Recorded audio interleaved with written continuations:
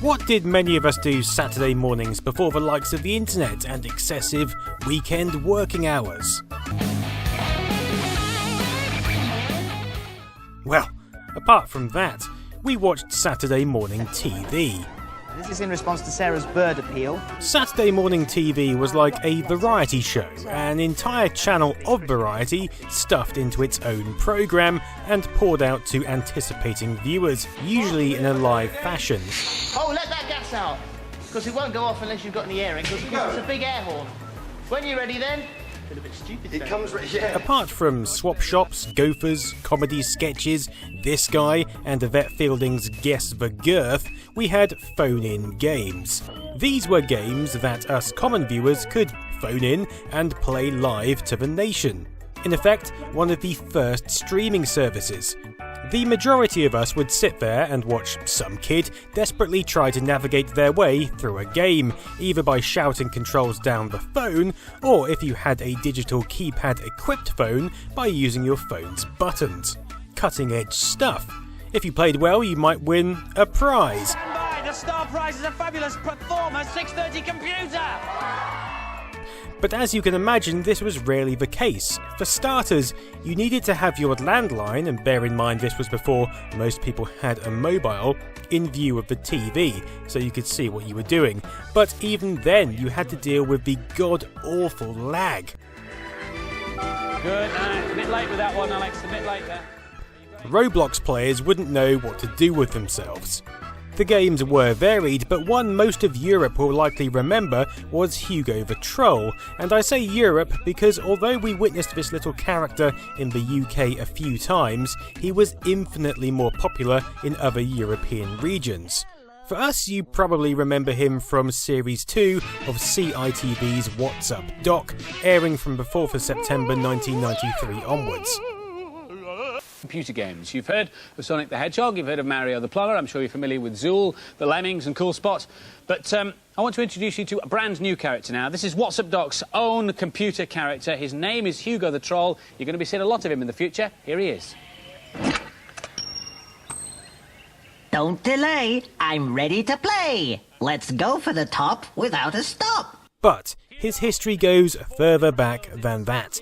In fact, it goes all the way back to Denmark in 1990 and the media company Silver Rock Productions, that would later change its name to ITE, or Interactive Television Entertainment. You see, Silver Rock realised that with the furiously expanding market of gaming, TV gaming might be the path to the future. Their first tentative steps were with an Amiga game called Oswald of the Ice Floes, featuring a titular polar bear, which had some success. Demand from the Danish TV channel TV2 led them to create Hugo the TV Troll, which would quickly expand the company to 19 employees. Airing on TV2's prime show A Livre to Rennes, which was really a Friday night version of Saturday morning TV, the Hugo game show was significantly more successful, with viewers really latching on to the interactive streaming concept, and growing a connection to this strange little troll.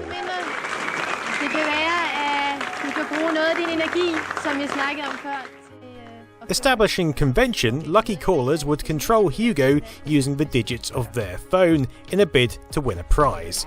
The system in charge of all of this was the $100,000 custom-built ITE 3000, mainly consisting of two Amiga 3000s coupled together, one to convert the incoming phone signals, the other to run the game, all in as lag-free fashion as possible. The concept was prominently featured on the show from September 1990 to May 1995, with different game variations appearing after the first year, all of which would find their way to home computer platforms in mini-game bundles, including of course the Amiga and PC, but also the humble Commodore 64, which actually plays pretty well. In that time, the concept was licensed to more than 40 other TV shows around the world, ingraining Hugo the Troll as a well-known, if perhaps sideline, video game/TV character.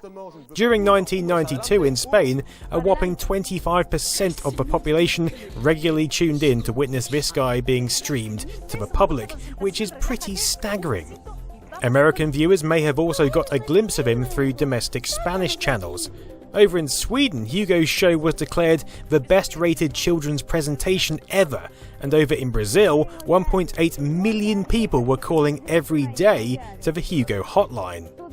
In fact, an entire empire would be built around this little troll, including PlayStation games, Java games, merchandise, music, and even a recent feature film called Hugo, the World's Worst Comeback. And given the film hasn't actually emerged since its 2012 announcement date, it really is the world's worst comeback. But yes, as you might expect, with those credentials, this guy is still going. Just about. But what I'm interested in today are the TV show games themselves, or at least those ones spun off into video game packages, released worldwide on various platforms from 1990 up until the present day. For us, UK dwellers, the Amiga release wasn't until 1994, with most games converted and localised again by ITE, but released by various publishers including Supervision in the UK and NBG Multimedia in Germany. The minigames themselves were bundled into collections, and mostly graphically improved depending on the platform, but still received pretty pitiful reviews. I mean, these remain simple, quick-time TV games cashing in on their popularity, simply wrapped up with a story and navigational interface. It wasn't until later games when things got a bit more interesting. The story, by the way, usually involved a witch called Scylla, or a variety of other names depending on your region, and she either kidnaps Hugo's kids, Rit, Rat and Rut, or does something to disrupt the day, which we of course must fix. Hugo will never get his Hugolina back. There was even a Christmas version, and that's what I'm focusing on now. You may remember last year we looked at a digital advent calendar. Well, this year I thought we could do it again in a sort of Christmas tradition. This time it's going to be a program called Hugo, on CD-ROM for Windows 95 and compatible Pentium computers. So let's have a look and see what Hugo has in store for us. I'll be honest, this started out as a Christmas Advent video about Hugo the Christmas Troll, but quickly turned into a historical fact expedition. But here I'm drawing the line. From this point forward, we're going to focus on the Christmas Troll.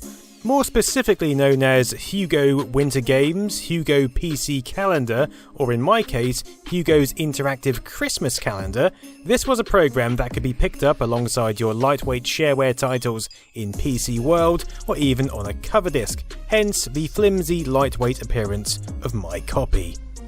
Published in 1997 by ITE, this was the first Hugo Christmas themed game, with Hugo Saves Christmas and Hugo Scylla's Revenge following in subsequent years. To load our Christmas extravaganza, we simply pop the CD-ROM in the drive and run it directly from the disc. There's nothing to install here whatsoever.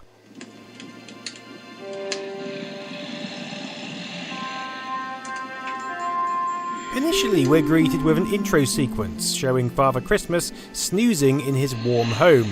But wait, that evil witch is outside. And I don't mean Katie Hopkins.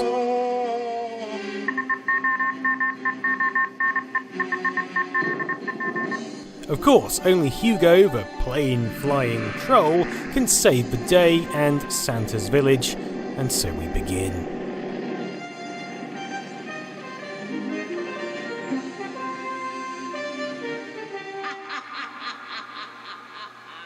Now, the premise isn't really clear here, but apparently Scylla has turned all the elves to ice, and we have to take her down through a series of mini-games. Apparently Santa doesn't give much of a crap, because he remains fast asleep in his chair. Either that, or he has severe narcolepsy. If we click on his jolly face, he instantly wakes up and starts reading a story. The sound of Christmas music blaring out from overhead speakers. Tra-la-la-la-la, la-la-la-la. Puppet elves and Santa Clauses wave from the shop windows, welcoming shoppers. People have been driving around for hours trying to find a parking space. At last, a free parking space appears. A small olive green Skoda darts forward, snatching the vacant spot, much to the annoyance of the drivers of a dark blue BMW and the black VW Golf. A story filled with more automotive manufacturer names than I was expecting. Ready to begin their Christmas shop. Whoa! That is... He looks quite sinister there, doesn't he? And a quite sinister close-up of his face. Yes, this is the Advent story, and really why the game was sold as PC Calendar.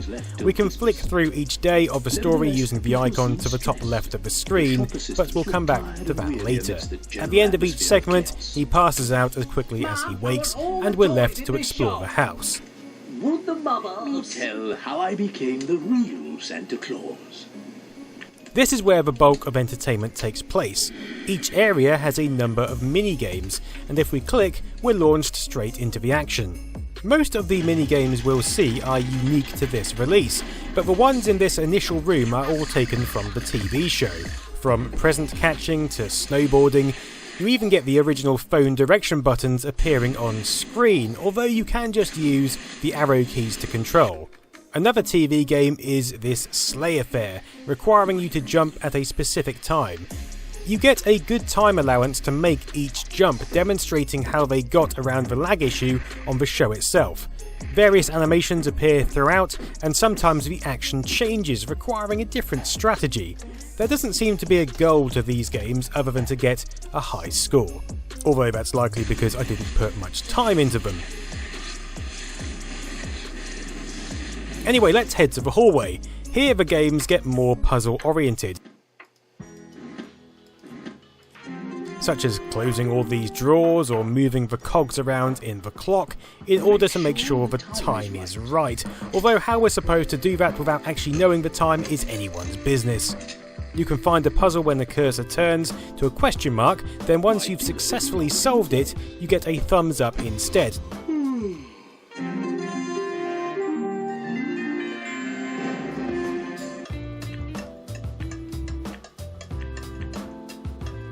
This information thankfully seems to save somewhere to your computer's hard drive so you can go back later. So we can simply amble from room to room, solving task after task until our heart is content. Some are musical in nature, others geographical. It's actually quite a good assortment, the kind of thing I would definitely have played on the run-up to Christmas to, get in the festive spirit, whilst wishing that I would get a 3DFX hardware upgrade from Santa so I could run better games. Once you're bored out of the house, you can go outside to the village and fix anything from clogged sinks to nonchalant reindeer.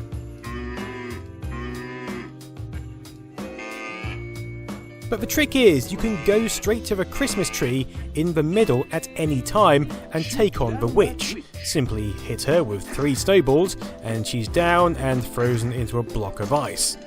We then get the game credits, and yep, that's it. We've completed the game without even finishing all the other puzzles. This then is very much a multimedia PC experience, the sort you got on cover discs during the mid to late 90s, a program to just open up and mess around with in moments of boredom. You can see why this concept did not translate well to the European PlayStation or even Game Boy releases. But for Christmas, it's a nice novelty, it's enjoyable, it's festive. And so, let's get back to our annual tradition, shall we? Last year we looked at a god-awful Windows 3.1 Advent calendar, so this year it seems appropriate to listen to St. Nicholas's story every day. I'm going to leave you with the first 2 parts, and then each subsequent part will continue daily on my extra channel, a link to which is provided in the video description. Day 1 of Advent.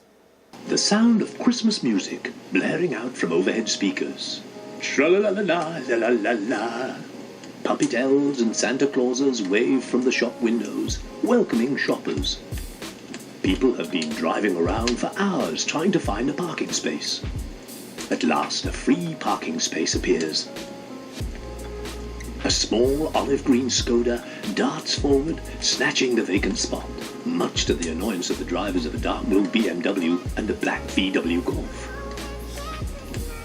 A ginger-haired boy jumps out of the car together with his mother. ready to begin their Christmas shopping. "Come on, Mum," he shouts, and disappears amongst the crowds of shoppers.